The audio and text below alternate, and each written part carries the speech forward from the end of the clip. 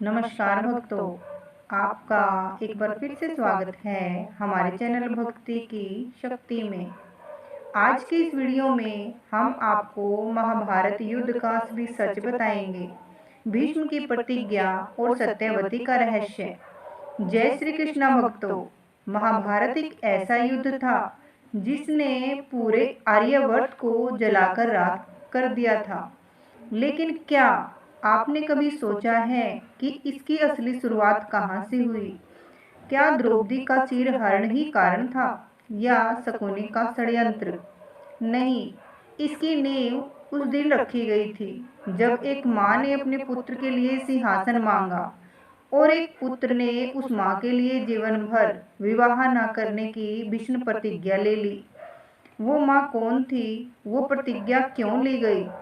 और कैसे ये मौन संकल्प आगे चलकर महाभारत के महासंग्राम में बदल गया? आइए जानते हैं वो रहस्य जो कभी गहराई से बताया नहीं गया। हस्तिनापुर के राजमहल में उस दिन एक अजीब सी खामोशी थी, जैसे कोई तूफान उठने से पहले की हवा थमी हो। राजकुमार देवव्रत यानी गंगापुत्र भीष्म उस खामोशी को बहुत पहले से महसूस कर चुके थे। उनके पिता महाराज शांतनु के मुख पर पिछले कुछ समय से एक गहरी उदासी छाई हुई थी, जो दिन ब दिन और गंभीर होती जा रही थी। देवव्रत ने यह जानने का प्रयास किया, परंतु शांतनु मौन थे। फिर एक दिन जब शांतनु शिकार पर गंगा तट की ओर गए तो उन्हें एक मधुर गंध ने आकृष्ट किया। यह सुगंध किसी पुष्प या वनों की नहीं, बल्कि एक नवयौवना की देह से आ रही थी, जो नाव चला रही थी। वह थी मत्स्यगंधा, मल्लाहों के मुखिया की पुत्री, जिसने नदी में जीवन बिताया था, परंतु उसकी वास्तविक पहचान बहुत कम लोग जानते थे। उसका नाम था सत्यवती, और वह वही कन्या थी जिसने कभी महर्षि पराशर ने उसकी दिव्य सुगंध, सेवा और श्रद्धा से खुश होकर वरदान दिया था कि तेरी दह की मछली जैसी गंध सदा के लिए सुगंध में बदल जाएगी और तुझे एक तेजस्वी पुत्र की प्राप्ति होगी, जो कालांतर में वेदव्यास के नाम से प्रसिद्ध होगा। परंतु यह एक सब गोपनीय रहा, क्योंकि महर्षि पराशर के स्पर्श से सत्यवती गर्भवती हुई थी और नदी के तट पर ही उसने व्यास को जन्म दिया था, जो जन्म लेते ही बड़ा होकर तपस्या के लिए वन में चला गया। इस रहस्य को सत्यवती ने अपने मन की गहराइयों में छिपाकर रख दिया था और उसका सामान्य जीवन नाव चलाते बीतने लगा। लेकिन नियति ने उसे फिर से एक निर्णायक मोड़ पर ला खड़ा किया, जब राजा शांतनु ने उस पर मोहित होकर विवाह का प्रस्ताव रखा। सत्यवती के पिता ने कहा कि विवाह की शर्त यह है कि सत्यवती से उत्पन्न संतान ही हस्तिनापुर की गद्दी पर बैठेगी, न कि गंगापुत्र देवव्रत। शांतनु ये सुनकर मर्माहत हो गए और दुख में डूब गए। देवव्रत ने पिता की वेदना समझी और जाकर स्वयं मल्लाह से यह शर्त सुनी, और तभी उन्होंने अपनी भीषण प्रतिज्ञा ली कि वे कभी विवाह नहीं करेंगे और हस्तिनापुर के सिंहासन पर अपना कोई अधिकार नहीं जताएंगे, जिससे सत्यवती की संतान ही राजा बने। यह प्रतिज्ञा इतनी कठोर थी कि देवताओं तक ने उन्हें भीष्म नाम दे दिया।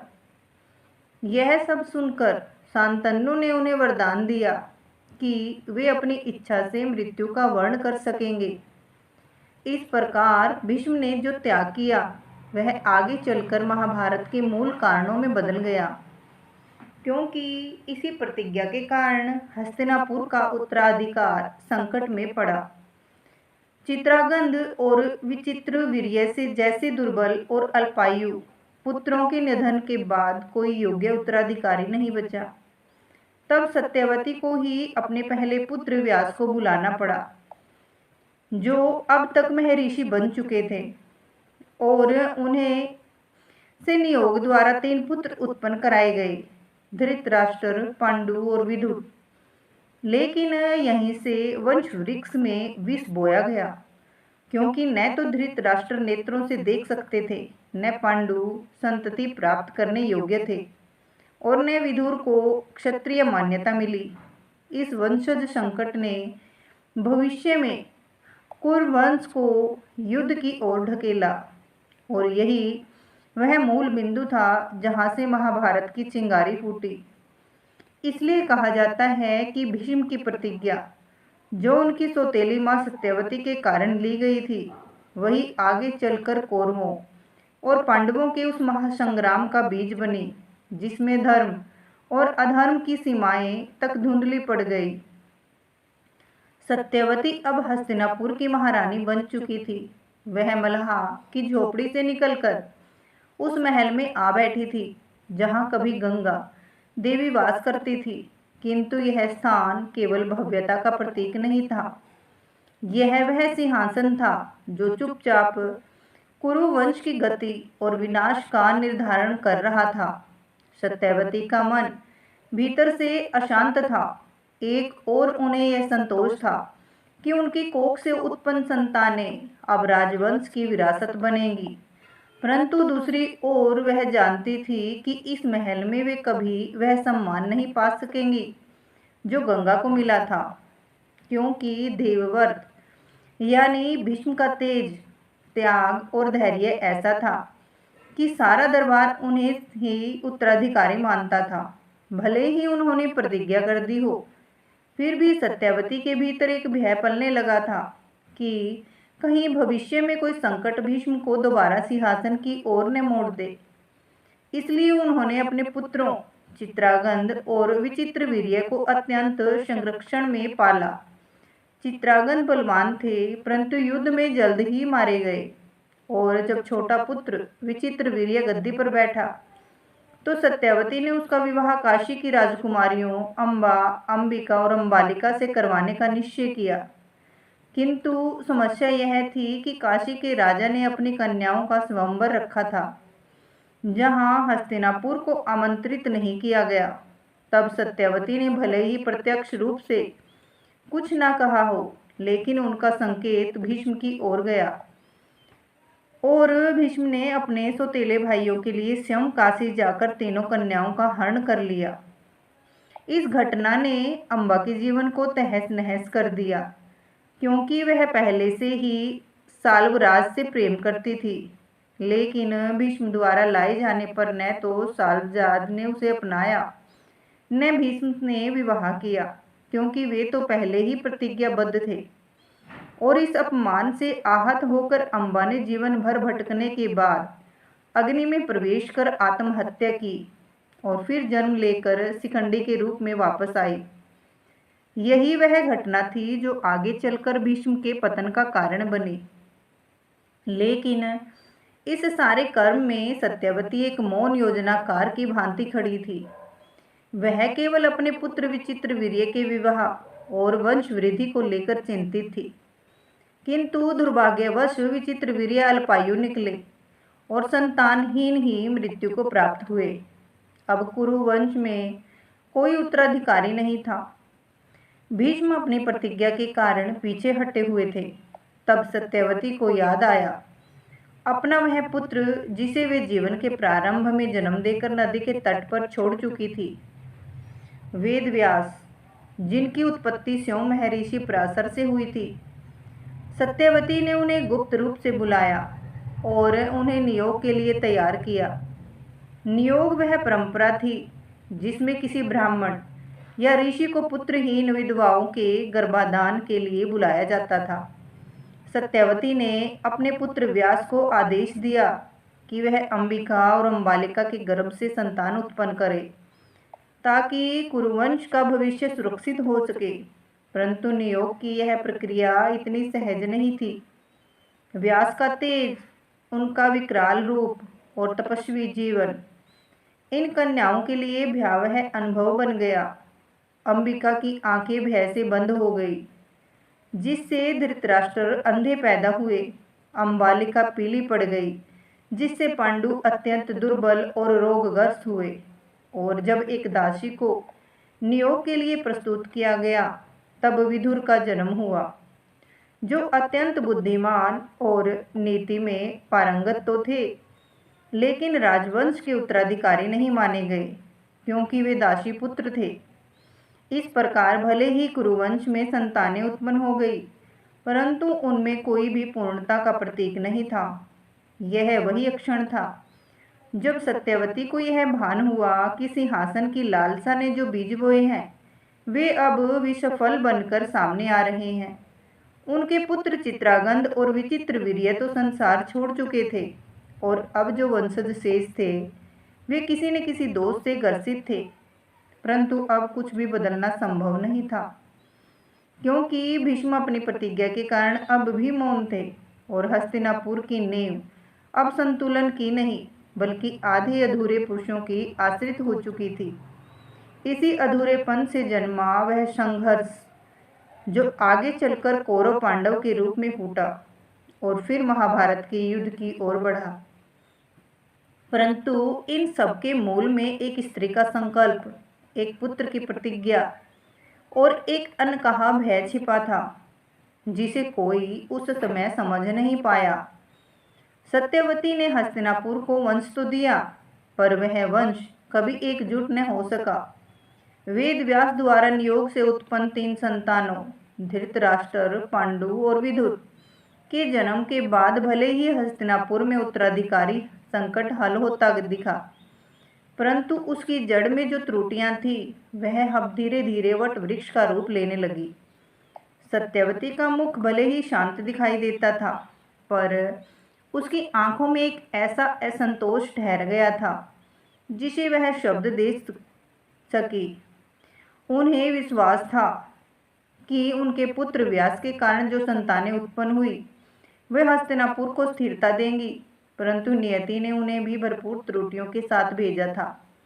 धृतराष्ट्र जब से अंधे थे, और वे जन्म से ही अंधे थे, और वही अंधकार उनके शासन में उतर आया, जबकि पांडु अत्यंत योग्य और युद्ध कौशल होते हुए भी एक अभिशाप के कारण स्त्री के साथ संबंध बनाते ही मृत्यु को प्राप्त होने के भय से जीते रहे।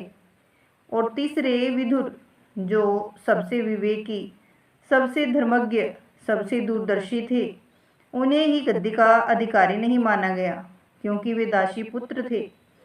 यही वो त्रिकोण था जहाँ से कुरुवंश की दिशा उलझने लगी। अब हस्तिनापुर का उत्तराधिकारी बना धृतराष्ट्र, परंतु उसकी अंधता ने उसे सदा अपने आत्मिक शून्य से संचालित किया, और यही शून्यता धीरे धीरे पुत्र मोह का आकार लेने लगी। उस समय भले ही हस्तिनापुर में उत्सव का वातावरण था, क्योंकि दोनों राजकुमारों पांडु और धृतराष्ट्र का विवाह हो चुका था, परंतु यह उत्सव उस लपट की तरह था जो बाहर से चटकीली थी, लेकिन भीतर राख की तरह सुलग रही थी। पांडु ने कुंती और माद्री से विवाह किया, जबकि धृतराष्ट्र ने गांधारी से, और यही से भविष्य की सबसे जटिल स्त्री गांधारी की भूमिका शुरू होती है, जिसने पति के अंधत्व को अपना तप बना लिया और स्वयं आंखों पर पट्टी बांध ली, मानो भविष्य को देखने से पहले ही मुंह मोड़ लिया था। वही सत्यवती अब वृद्ध हो चली थी। वह धीरे धीरे यह समझ रही थी कि भले ही उन्होंने अपने वंश को सिंहासन तक पहुंचाया हो, पर वह शांति नहीं आई जो वे अपने अंतिम वर्षों में चाहती थी। व्यास उनके पास आते और कहते, माँ, जो संतुलन आपने सत्ता के लिए लाया, वो अब केवल एक दिखावा है। कुरुवंश अब मोह, क्रोध और अंधकार की ओर बढ़ रहा है।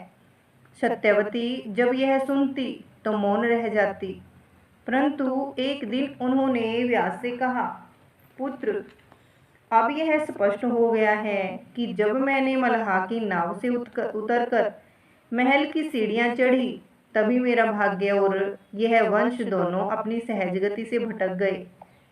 गंगा ने जो पुत्र दिया वह त्याग का प्रतीक बन गया, और मैंने जो वंश दिया वह सता का। फिर उन्होंने कहा, मैं अब गंगा के पास जाना चाहती हूँ, उसके मौन जल में अपना शेष जीवन विसर्जित करना चाहती हूँ, क्योंकि यहाँ अब जो घटेगा वह केवल महाभारत की भूमिका होगी। यह सुनकर व्यास की आंखें नम हो गई। उन्होंने अपनी माता को प्रणाम किया और सत्यवती अंततः वन की ओर निकल गई, जहाँ कुछ समय बाद उन्होंने शरीर त्याग दिया। परंतु पीछे जो छूट गया था वह संकल्प जिसने गंगा को महल से बाहर किया, और वह वंश जिसमें भले ही उत्तराधिकारी मिल जाए, लेकिन हर उत्तराधिकारी अपने भीतर कोई न कोई अधूरापन लिए हुए था। पांडु को ऋषि किंदम द्वारा दिया गया वह श्राप जिसने उसे संतान उत्पत्ति से वंचित कर दिया, और धृतराष्ट्र का वह जन्मांध स्वभाव जिसमें उसने जीवन भर अपने पुत्रों से परे कुछ नहीं दिखने दिया। इन्हीं अधूरे पुरुषों की पीड़ा, गांधारी की आंखों पर बंधी पट्टी, कुंती के रहस्यमयी वरदान और पांडवों की विचित्र उत्पत्ति से मिलकर एक ऐसी कथा बनने लगी थी जो इतिहास नहीं बल्कि नियति की सबसे गहरी भूल थी। और वहीं से उस युद्ध की नींव रखी गई जिसे कोई रोक न सका, और जिसकी शुरुआत भले ही कौरवों और पांडवों से होती दिखती थी, परंतु उसका बीज गंगा की चुप्पी और सत्यवती की सत्ता की आकांक्षा में ही बोया गया था। हस्तिनापुर का आकाश इन दिनों शांत था, परंतु वह शांति वैसी थी जैसे कोई नदी ऊपर से शांत दिखाई दे, पर भीतर उसकी धाराएं तेजी से बह रही हों। धृतराष्ट्र और गांधारी के जीवन में नया मोड़ तब आया जब गांधारी को यह ज्ञात हुआ कि वह 100 पुत्रों की मां बनने जा रही है। यह कोई साधारण वरदान नहीं था, वरन एक ऐसी भविष्यवाणी थी जिसे सुनकर दरबार में उत्सव तो मना, लेकिन भगवान तक मुस्कुराए, क्योंकि 100 पुत्रों का जन्म कोई भाग्य नहीं था, वह तो एक संकेत था कि यह वंश अब तर्क, नीति और धर्म से नहीं, भीड़, बल और अंधत्व से चलेगा। परंतु नियति के नियम सरल नहीं होते। गांधारी का गर्भ 2 वर्षों तक यथावत बना रहा, न कोई शिशु न कोई संपंदन। फिर जब उसे ज्ञात हुआ कि कुंती ने पांडु के अभिशप्त जीवन के बावजूद सूर्य के वरदान से एक दिव्य पुत्र युधिष्ठिर को जन्म दिया है, तो गांधारी के भीतर ईर्ष्या की ज्वाला भड़क उठी। उसी क्षण उसने अपने गर्भ को बलपूर्वक गिरा दिया, जिससे एक मांस पिंड निकला, जिसे वेद व्यास के निर्देश पर 100 भागों में बांटकर 100 कलशों में रखा गया, जहां से क्रमशः 100 कौरव पुत्रों का जन्म हुआ। उनमें सबसे पहले जन्मा दुर्योधन, जिनकी जन्म के साथ ही सारे ब्राह्मणों ने अशुभ संकेत देखे। गधे रेंगने लगे, आकाश लाल हो उठा और नगर में कुत्ते रोने लगे, परंतु धृतराष्ट्र ने मोहवश उसे त्यागने से इनकार कर दिया। व्यास, विदुर सभी ने चेताया कि यह पुत्र कुल का विनाशक बनेगा, परंतु पुत्र मोह धृतराष्ट्र की आंखों से कहीं अधिक गहरा था, और यह वही अंधत्व था जो आगे चलकर न्याय और अन्याय में भेद न कर सका। वहीं दूसरी ओर पांडु ने वन में रहते हुए कुंती से वरदान द्वारा युधिष्ठिर, भीम और अर्जुन को प्राप्त किया, और माद्री ने अश्विनी कुमारों के वर से नकुल और सहदेव को जन्म दिया। इस प्रकार पांचों पांडव शारीरिक, नैतिक और आध्यात्मिक दृष्टि से अत्यंत शक्तिशाली थे, किंतु उनका जन्म वनवास की छाया में हुआ था। राजमहल की गोद नहीं मिली, और कहीं कौरवों का बचपन महलों में विलास और अहंकार में पला।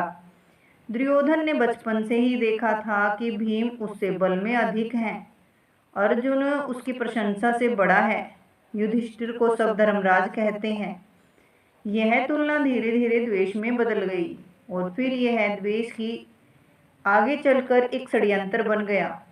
गांधारी यह देख रही थी कि उसके पुत्रों के भीतर बढ़ता द्वेष केवल प्रतिस्पर्धा नहीं, एक बीमारी बन रहा है, परंतु वह अपने अंधे पति के निर्णयों के सामने चुप थी। और धृतराष्ट्र जो स्वयं जीवन से वंचित रह रहा था, अब अपने पुत्रों की हर दुर्बुद्धि को समर्थन दे रहा था। भीष्म, जो हस्तिनापुर के सबसे प्रबुद्ध और शक्तिशाली थे, वे अपने व्रत और प्रतिज्ञा में ऐसे बंधे थे कि केवल शांति ही बात कर रहे थे। पर समय अब शांति की नहीं, तूफान की मांग कर रहा था। गुरु द्रोण, जो अपने ही अपमान का बदला राजा द्रुपद से लेने के लिए कौरवों और पांडवों को शस्त्र विद्या सिखा रहे थे, उन्होंने अर्जुन में वह तेज देखा जो भविष्य का चक्रवर्ती बन सकता था। पर दुर्योधन को यह बात स्वीकार न थी, और तभी उसने अपनी मित्रता से कर्ण को गले लगाकर उस राजनीति को जन्म दिया जो उसके जीवन की सबसे बड़ी चाल थी। क्योंकि कर्ण सूर्यपुत्र होते हुए भी सूतपुत्र के रूप में पहचाना जाता था, उसे उसकी मां कुंती ने जन्म लेते ही नदी में बहा दिया था, और अब वह दुर्योधन के संरक्षण में अर्जुन का शत्रु बन गया। इस पूरे घटनाक्रम को दूर से देख रहे थे वेदव्यास, जो अब तक हस्तिनापुर के लिए केवल एक ऋषि नहीं, अपूर्व भविष्य दृष्टा बन चुके थे। उन्होंने भांप लिया था कि यह सब अब एक ऐसे युद्ध की ओर बढ़ रहा है जहां केवल अस्त्र नहीं, आत्माएं भी घायल होंगी। वह सत्यवती की दूरदर्शिता का अंत देख चुके थे, गंगा के मौन त्याग की कीमत समझ चुके थे, और अब कुरुवंश को अपनी ही भूलों की आग में जलते हुए देखने के लिए विवश थे।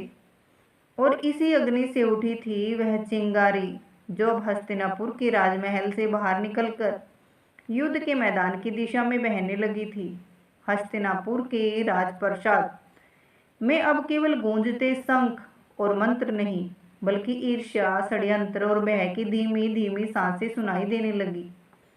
भीष्म, जो अब वृद्ध हो चुके थे, अपने व्रत की सीमा में रहकर हस्तिनापुर को बांधने का प्रयास कर रहे थे, पर भीतर ही भीतर हर संबंध की गांठ ढीली पड़ने लगी थी। गुरुकुल में शिक्षा समाप्त होने के पश्चात जब कौरव और पांडव हस्तिनापुर लौटे, तो दुर्योधन के भीतर अर्जुन और भीम को लेकर वह ईर्ष्या पूरी तरह विष में बदल चुकी थी। भीम के बल, अर्जुन की धनुर्विद्या, कौशल और युधिष्ठिर की धर्मप्रियता ने उसके भीतर कुंठा को जन्म दिया, और तभी गुरु द्रोण ने एक प्रतियोगिता रखवाई, जिसमें अर्जुन के समक्ष जब कर्ण खड़ा हुआ तो सारा दरबार स्तब्ध रह गया। उसकी वीरता, उसकी सम्मान धनुर्विद्या और उसके चेहरे पर सूर्य का तेज ऐसा था कि सबने समझ लिया कि अर्जुन को अब चुनौती मिल चुकी है। किंतु जब कर्ण ने उसका कुल पूछा तो वह सूतपुत्र निकला।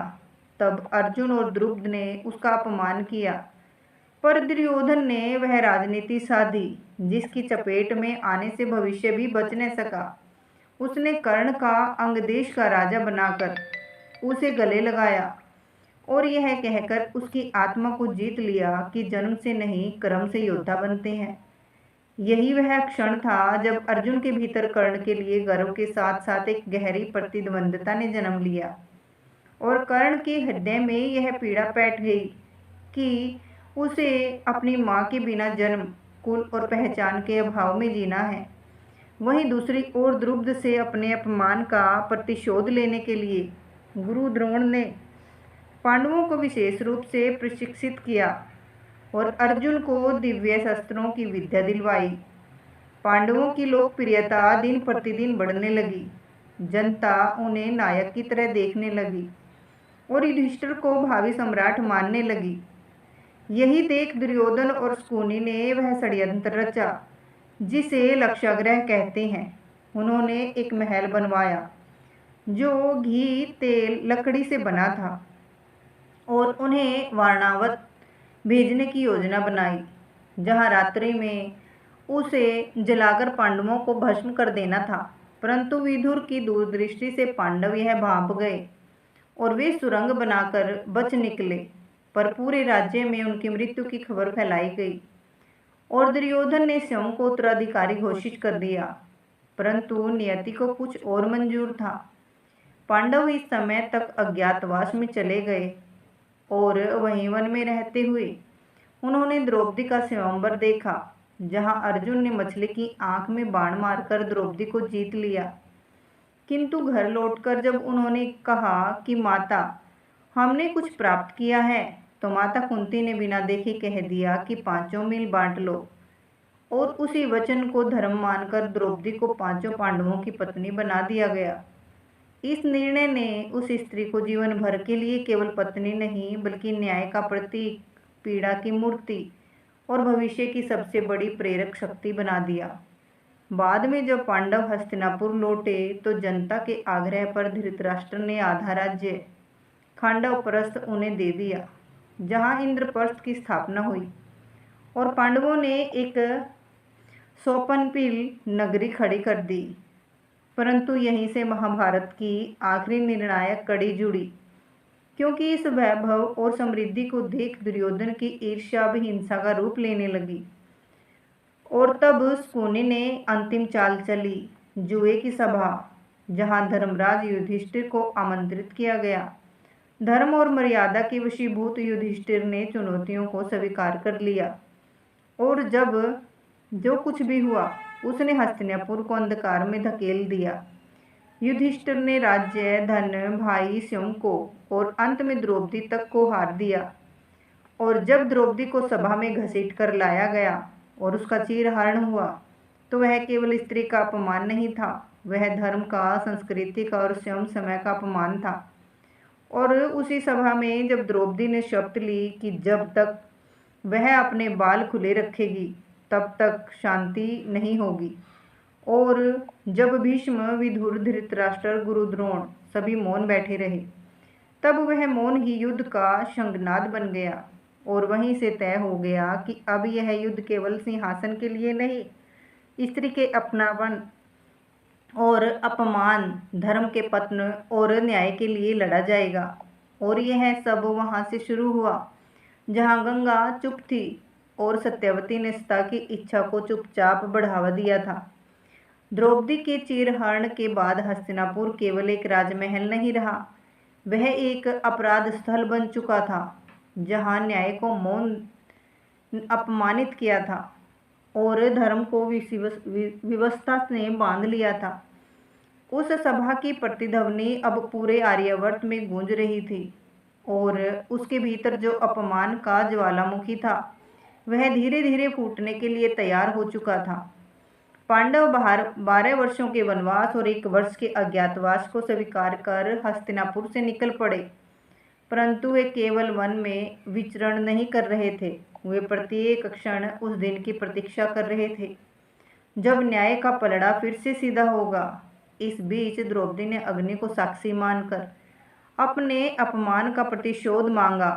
भीम ने प्रतिज्ञा की कि दुर्योधन की जगह तोड़कर उसके रक्त से अपने केश धोएगा, और अर्जुन ने कर्ण को मारने का प्रण लिया।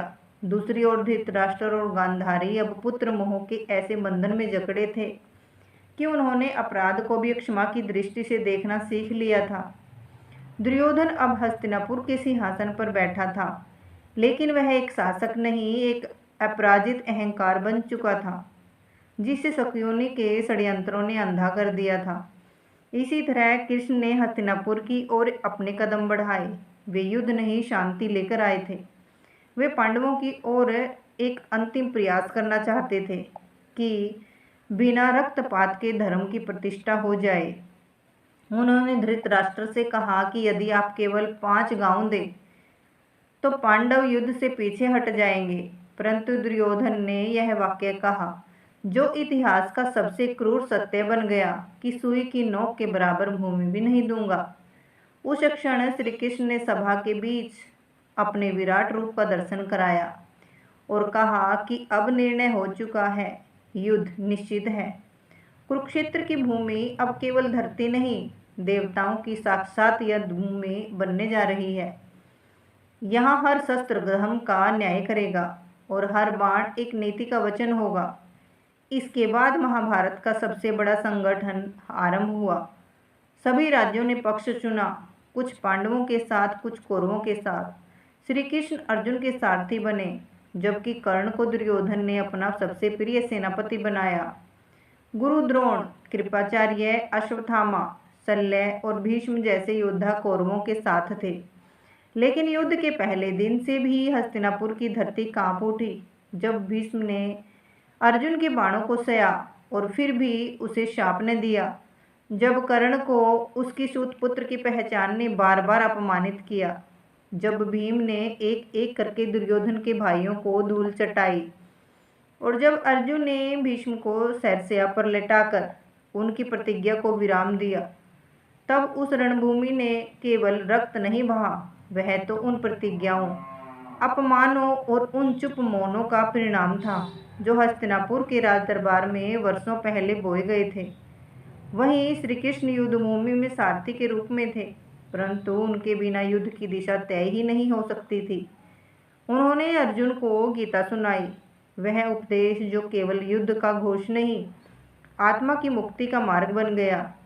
वहीं कर्ण जो जीवन भर सत्य और त्याग में जिया, जब अपने अंतिम समय में मां कुंती का सत्य जानता है कि वह उसी की संतान है, तब उसके हृदय में जो द्वंद्व होता है, वह महाभारत का सबसे बड़ा मानवीय क्षण बन था। और अंततः जब पांडव जीतते हैं तो वह केवल विजय नहीं होती, वह शून्यता होती है, क्योंकि उनके अपने सभी प्रियजन, गुरु, भाई, पुत्र उस युद्ध में मिट चुके होते हैं। तब श्री कृष्ण कहते हैं कि यह धर्म युद्ध था, परंतु इसमें सबसे बड़ा पराजित अहंकार हुआ है, और सबसे बड़े विजेता कर्तव्य। इस पूरे युद्ध की जड़ में जो एक चुप रह गई थी स्त्री, वो थी गंगा, और जो एक निर्णायक बनी सत्यवती। उनके निर्णय, उनके मौन और उनके संकल्पों ने एक ऐसा चक्र रच दिया था जिसे स्वयं समय भी रोक नहीं सका। और तभी यह कथा केवल एक युद्ध नहीं, एक चेतावनी बन गई कि जब धर्म मौन होता है और मोह बोलता है, तब युद्ध अनिवार्य हो जाता है। कुरुक्षेत्र की धरती अब शांत थी। जहाँ कभी रथों के पहिए गूंजते थे, वहाँ अब केवल मृत देहों का मौन पसरा था। अश्वत्थामा की अंतिम रात, कर्ण का चला गया धर्म, भीष्म की सरसैया और द्रौपदी के 5 पुत्रों की निशा में हत्या, यह सब उस युद्ध की कीमत थी जिसे जीतना ही एकमात्र लक्ष्य था। परंतु जब युधिष्ठिर ने सिंहासन पर बैठते समय चारों ओर देखा, तो उन्हें शून्य के सिवा कुछ दिखाई नहीं दिया। उन्होंने कहा कि इस राज सिंहासन पर बैठने से पूर्व यदि मैं जानता कि मेरे भाई, गुरु, पुत्र और प्रियजन सब मुझसे छिन जाएंगे, तो मैं कभी धर्म युद्ध नहीं करता। परंतु श्री कृष्ण ने मुस्कुराते हुए उत्तर दिया, धर्म का मूल्य सदा रक्त से ही चुकाया जाता है, वह कभी फूलों से नहीं लिखा जाता।